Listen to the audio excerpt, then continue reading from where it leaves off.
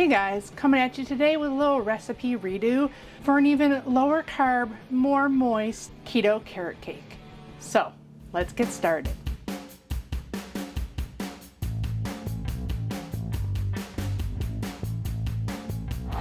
Hey everyone, welcome back. If you're new here, thanks for joining me. My name's Alicia and I'm a pastry chef with a sweet tooth.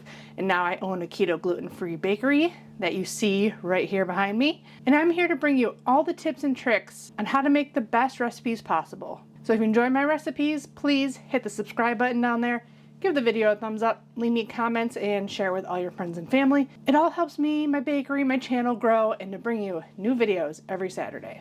Today, a delicious fall dessert, some keto carrot cake. I didn't even realize I didn't do an updated video on this. Everything's a progression and I want to bring you the best, and I always am learning new things about keto baking. I went to school for regular baking, not keto baking obviously, so I'm always learning new things and how to make things lower carb and more moist and more delicious. So it was a progression with my cake recipes. This is basically my vanilla cake recipe that I now transformed into a newer carrot cake recipe. And because it's so much lower carb than my old vanilla cake recipe, we can add more carrots and more pecans, and we can definitely change it up to whatever your favorite recipe is. So let's get started on this recipe. You definitely want to start with pulling out 4 eggs and making your keto buttermilk. Now I've figured out that using buttermilk and vinegar and rising agents really help give our baked goods super fluffy, soft texture. So all my cake recipes pretty much have a buttermilk or some vinegar and stuff like that in them. And how we make it lower carb is by just adding vinegar to whatever low carb milk you want to use. I use the So Delicious coconut milk, but you can use any one that you like. You can even use heavy cream and water with some vinegar to make a thick buttermilk, so you don't have to use an alternative milk. Normally I just weigh everything on the scale just because it makes it super easy. Like I don't even have to dirty any measuring spoons or anything like that. 2 teaspoons or 0.4 into our measuring cup. And then I just fill it up to the 10 ounce on my scale, or a cup and a quarter. Everything comes together way easier if everything is room temperature or a little bit warm. Now I have done this recipe with oil, butter, and coconut oil. So you can definitely use any of those 3 things. I have found lately that doing oil makes a little bit moisture of a cake, cupcake, muffin, stuff like that. I'm gonna use oil today. I'm gonna make one little change that I haven't tried yet, and we'll see what happens. I normally use a golden monk fruit erythritol blend. Well, I bought this Locanto subscribe and save, and I got it for pretty much the same price as the Duralife golden monk fruit erythritol blend. I wanted to try using this packable brown sugar in our carrot cake because normally when you make carrot cake you use a regular brown sugar. So we're going to use this today. And the sweetness level is up to you on this. I've done my cake with only like a 1/4 cup and a little bit of stevia. I've done it with a 1 1/4 cups. Everybody's sweetness level on keto is very different. So I have in my recipe 180 grams, which is about 2 tablespoons under a cup. Yeah, I just weigh it all because it's so much easier. No dirtying, measuring cups. Okay, besides our dry ingredients, you gotta grab your add-ins. Everybody I feel like has a personal preference to carrot cake because there are tons of different variations. I know there's ones with walnuts, pecans, shredded coconut, pineapple, raisins, all this different stuff. This is so low carb. 1/12 of a 2-layer 8-inch cake is only 3 grams net carbs with the frosting and everything on it. If you make it into cupcakes, 24 cupcakes, 1 carb each. So you could get away with putting a little bit of pineapple in this mix, or raisins, or coconut, stuff like that. I keep it simple with just pecans and carrots. I doubled it from my old recipe. A cup or 112 grams of pecans. It says a cup is supposed to be that many, but look how much fuller it is than a cup. So that's why I like to weigh everything, because you'd be missing out on some pecans in your mix. I am going to chop those up a little bit more too. And 100 grams of carrots, which this is done from prepping a bunch of carrots. And my old recipe was only 42 grams or something like that. So I'd shred them, put them in amounts that I needed, and freeze them in pucks so that I can just pull one out when I needed it. I think these were about 50 grams each. I leave all the moisture and everything in there because that's just what came out of the carrots. So if you used fresh carrots, you'd have that liquid. It just would be in the carrots instead of like liquidy on the outside of the carrots. This is all I have left of what I had prepped already, but it should be about a cup of shredded carrots. Yeah, it's only 92 grams. So I put the macros 100 grams of carrots, which should be about a cup. But that's not packed down, because if you pack it down, it's only a half cup. It's definitely more accurate to weigh things. If you're shredding fresh carrots, do that last second because they will start to turn brown on you.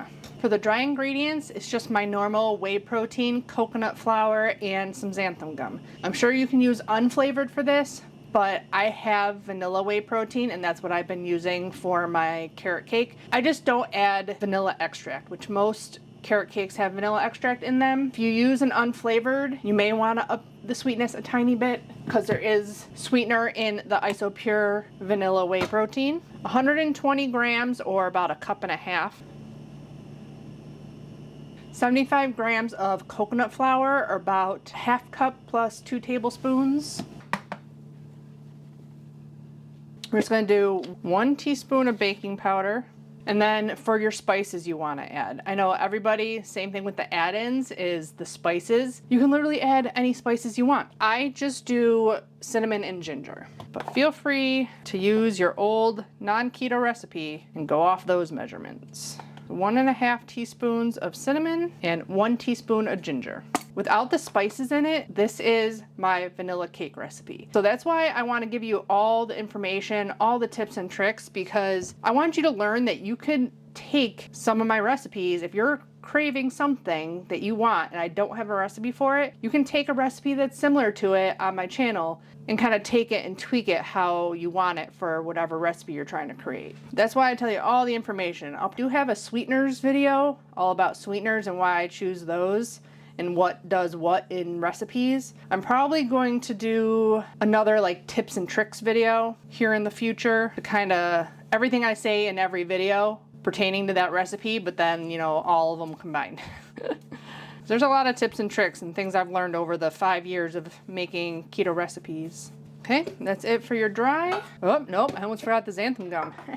So in my old cake recipes, I probably have a teaspoon of xanthan gum, but since I don't know when, my xanthan gum is twice as strong now. So pretty much every recipe I have, I cut it in half now. Just whisk all those together.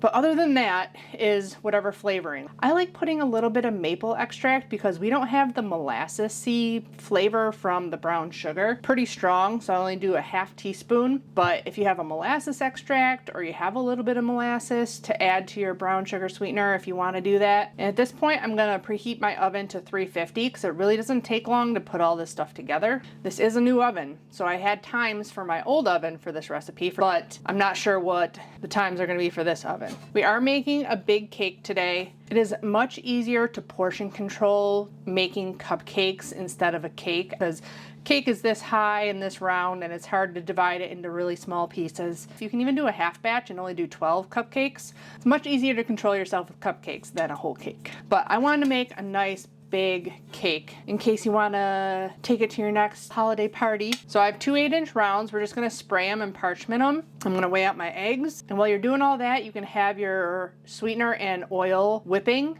Then you're just going to add your eggs, alternate wet, dry, and then at the end you fold in your carrots and pecans. And that's it.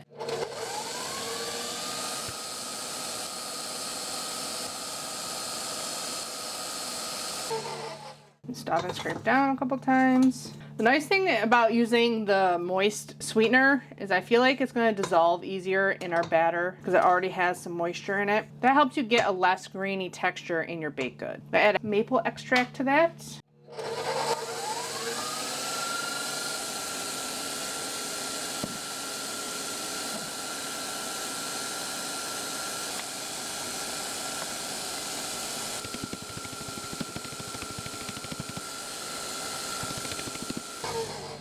Okay, we're all set to go. If you haven't been following me for years, the reason I updated these cake recipes is because I realized I can use way more whey than coconut flour. And then I figured out, I think with my zucchini bread recipe, I'll link that up there for you, that I could use pretty much half the amount of coconut flour as whey protein in most recipes.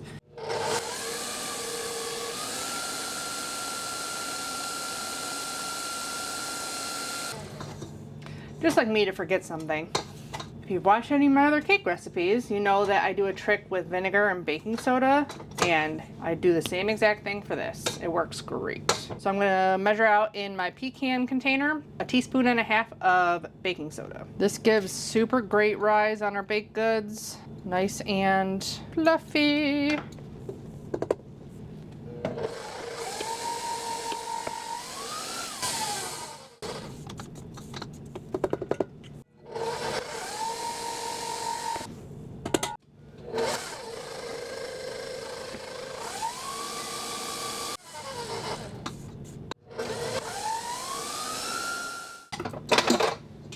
As this sits, it will get a little bit thicker too because coconut flour takes a bit to absorb all the way.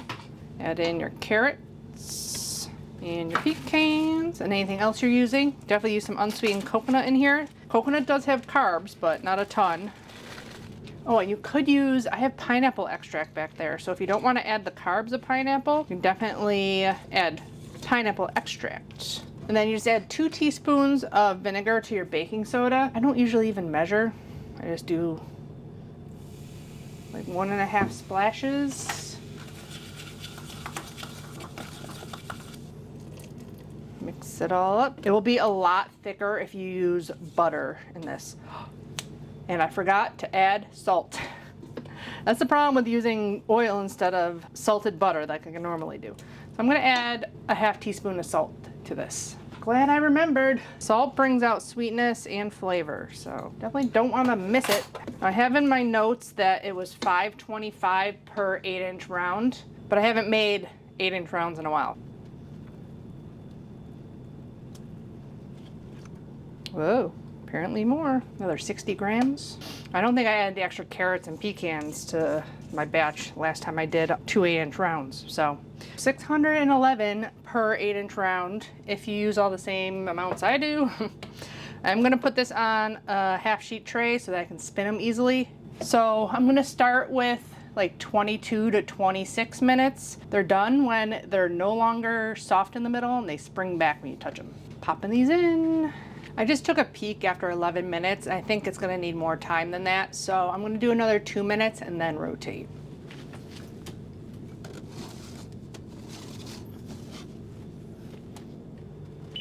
So I did 13 and 13. I just checked it and I'm gonna give it 2 more minutes.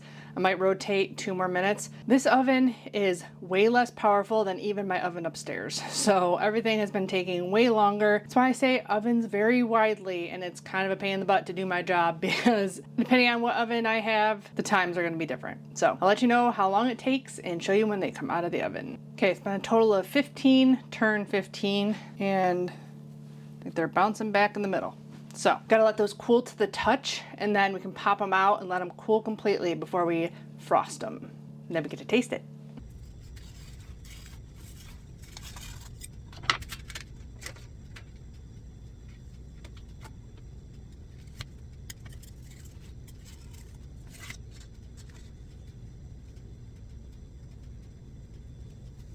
Okay, now for the frosting. Obviously, I'm gonna do a cream cheese frosting for this. I'm not gonna go into super great detail about it because I do have a video on all the tips and tricks for cream cheese frosting. It's not the easiest frosting to make. It's a little bit harder than buttercream, but I explain all that in the video. So I'm just gonna need 8 ounces of cream cheese that I've had out for a couple of hours, 12 ounces of softened salted butter, and then I add 2 cups of powdered Brown Erythritol blend. You need a bulk sweetener, but with the cream cheese frosting, you can get away with using a lot less if you want, and then you can sweeten the rest of the way with stevia and just a little bit of vanilla extract. You can definitely change up the flavorings on this and stuff. You can add some cinnamon to it, do a cinnamon cream cheese frosting, or you can even do just cinnamon buttercream, whatever you want. Once those cakes are a little bit cool, I'm probably gonna throw them in the refrigerator just because it's almost 80 degrees in here. Because I've been baking and frying all morning. because it's not going to get cool being in 80 degrees. We don't want our frosting melting on the top. I wouldn't make the cream cheese frosting until you're ready to go. I've had really bad luck rewarming keto cream cheese frosting, like out of the fridge cold. Ready for the dust cloud. The biggest difference between this and buttercream is I use a paddle attachment instead of a whisk. You just don't want to beat it as much as buttercream.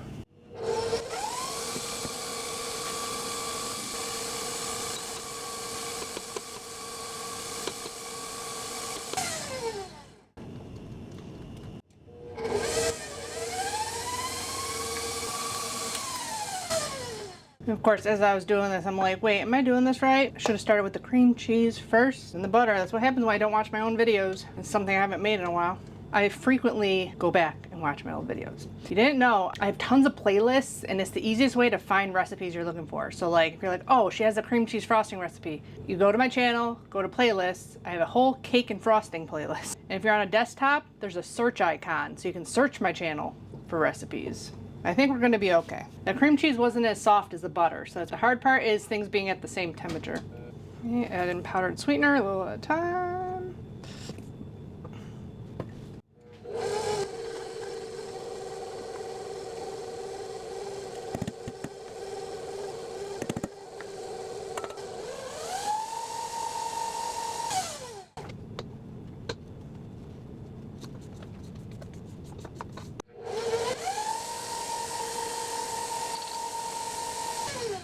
And that vanilla looks like it's split. I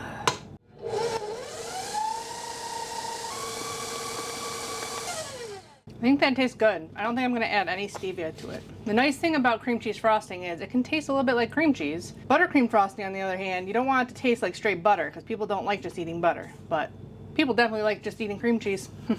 So I think that's good. I'm gonna check on our cakes and see if they're cool enough to frost.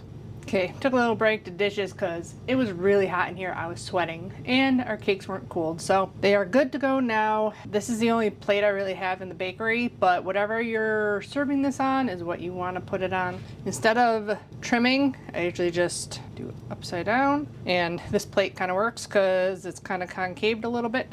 And I think it was really hot in here, so my cream cheese frosting did split a little bit. Should be nice and smooth, but that's what happens when it's 80 degrees in your kitchen. Put a nice even layer all the way out to the edge.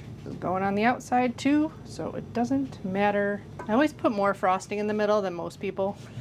Probably got to let this set up with a crumb coat on it for a little bit because the frosting is so soft. And this one upside down as well. This one's still a little bit warm.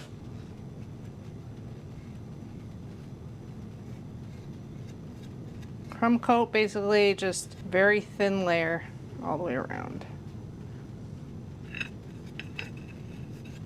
Fill in your middle frosting layer. Don't put this back into your frosting because you don't want crumbs in the rest of your frosting. Okay, back into the fridge. It's a nice thin coat.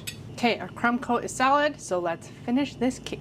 Make sure you don't have any crumbs on your spatula. Pile on the rest of your frosting. That is all melty.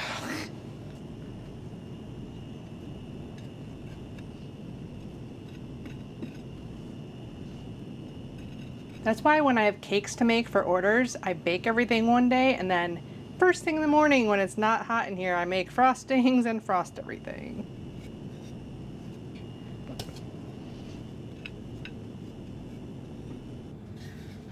It is delicious looking carrot cake.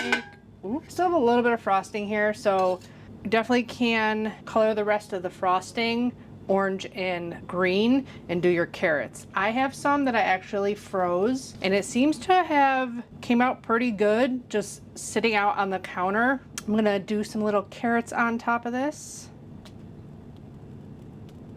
in 12 slices. So if you severely mess up anything, it's always best to chill it completely and then take off the top things that you messed up.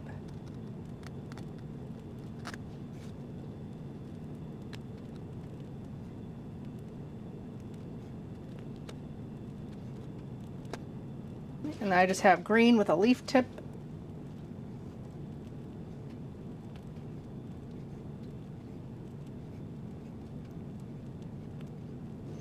Put a picture up here of another way you can do it. Thin coat of frosting on the outside and then pecans all the way up. Probably wouldn't change the carb count any on it. I was gonna actually do extra pecans. I had it in my recipe app. I'm gonna put this back in the fridge for a while, but it is best at room temperature for sure. Not 78 degrees room temperature, but like 72. So I'm gonna chill this down for a little while longer and then we'll come back and slice it.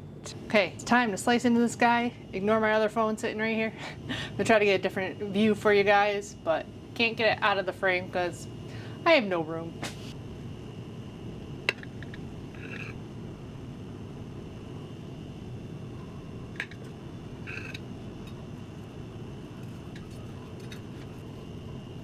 Oh, lost a little bit at the bottom. Wah, wah. Still pretty soft. At least in the middle. Hard to get a nice slice with all those pecans we packed in there. I feel like it might be a little bit more moist with that brown sugar substitute. Let's give it a taste. And I don't have a fork.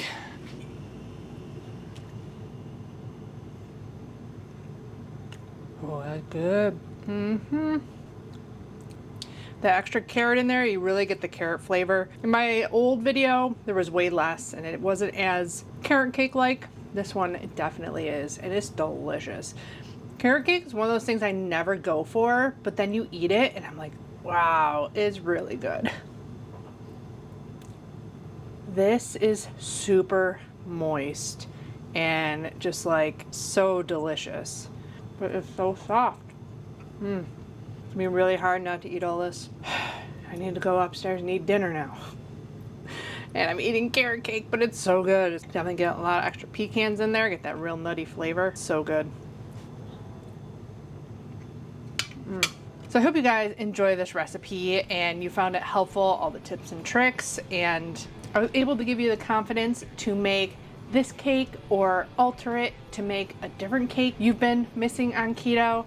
That's my goal with all my videos. If you make some carrot cake or carrot cupcakes for upcoming holiday party, definitely tag me on Instagram or Facebook. The links will be down in the description box below, along with the link to my Amazon shop page and the blog link to the full recipe.